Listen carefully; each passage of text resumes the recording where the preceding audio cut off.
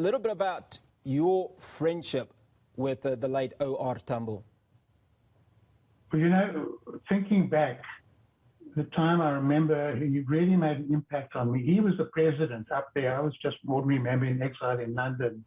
And it was in 1967, we heard he's going to make an important announcement. We went to Peace House, it was called, maybe 300 or 400 people, and revolutionary songs singing, and now Comrade President will make an announcement.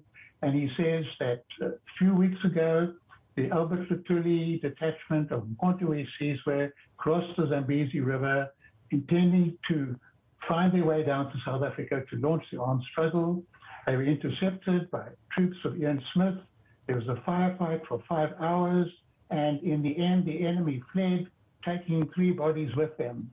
We stood up and we cheered and cheered, and I hear a voice from behind me, a loud voice saying, "That's murder! That's murder!" And we're all indignant. And we turn around, we're expecting OR to say, "How dare you call it murder? Our people have been abused. Our conditions are getting worse. They shoot into the people's homes all the time." And he's quiet for a moment.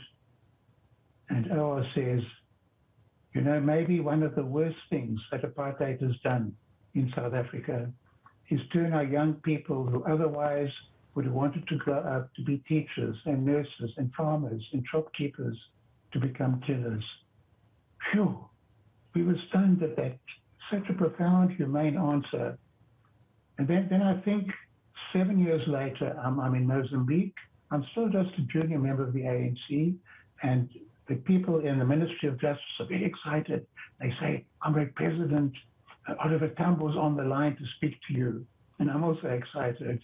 And I hear it's OR here, and he asks after my health, conditions in Mozambique. He says, "We have an important task we feel you can help us with. I know your work is very important, and if you can't make it, we fully understand. But if necessary, I'll speak to President Samora Machel." Now, normally, the cadres would say, "Comrade Albie, there's a conference in Greenland next week. Prepare a 50-page paper and be there." Here's the president saying, "If you can't, we fully understand." And of course, you want to say, "Take me, take me, take me." And a week later, I'm in Lusaka. And we go down to the headquarters of the ANC. Headquarters, we're driving down a sanitary lane. Through a back door is a small, like space, like temporary accommodation in the backyard of a business. And I meet the president, and he asks after me and my health. And then he says, "We have a problem. We have a number of prisoners in our custody, and there's nothing in the ANC constitution about how to deal with captured enemy agents." And I very blithely say, "Well, international law says no cruel, inhuman, degrading punishment or treatment, no torture." And he says, "We use torture." I'm stunned. "We use torture. We're fighting for freedom. We use torture." He says this with a bleak face. In the event, Tambo was a staunch constitutionalism. He didn't believe in brute violence. He believed in doing things correctly. And he asked me to write a code of conduct for the ANC to deal with conditions like that, to deal with people who rob and steal from the organization, sexual assaults, smash cars because they're driving drunk, to deal with all those problems that arose in the movement in exile, with thousands of people living in camps, living all over the world.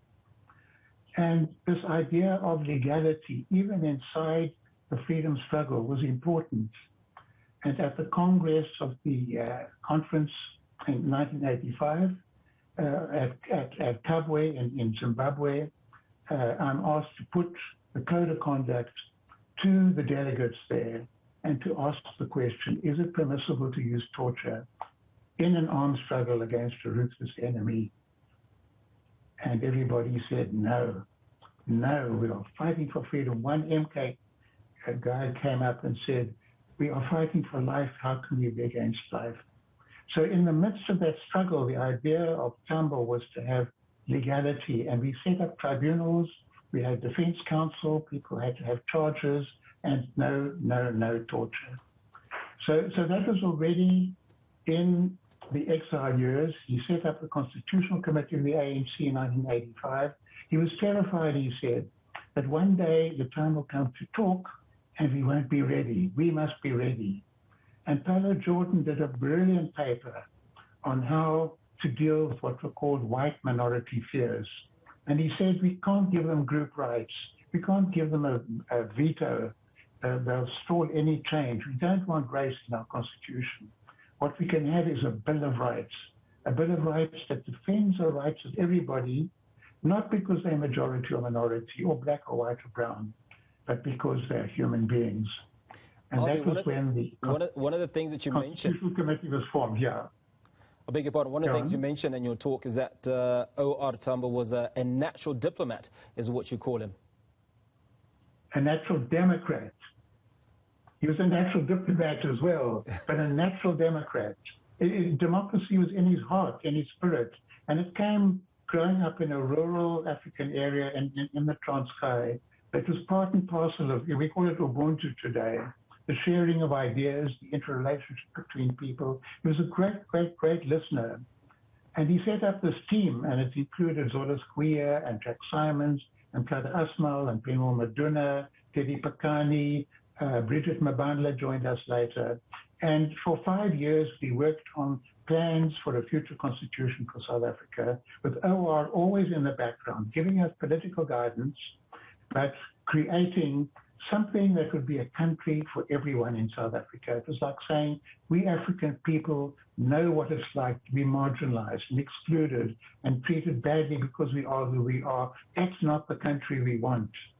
We want a country that is open to everybody. It was his version of African nationalism and embracing African nationalism together with emancipation, together with liberation. Emancipation of women was important, the rights for workers were important, but the rights for every human being was instilled into us. This is the country we wanted. And we worked day and night. I was blown up. The others carried on working. I carried on working afterwards. We believed so much in the project, and we believed so much in OR and his style of working.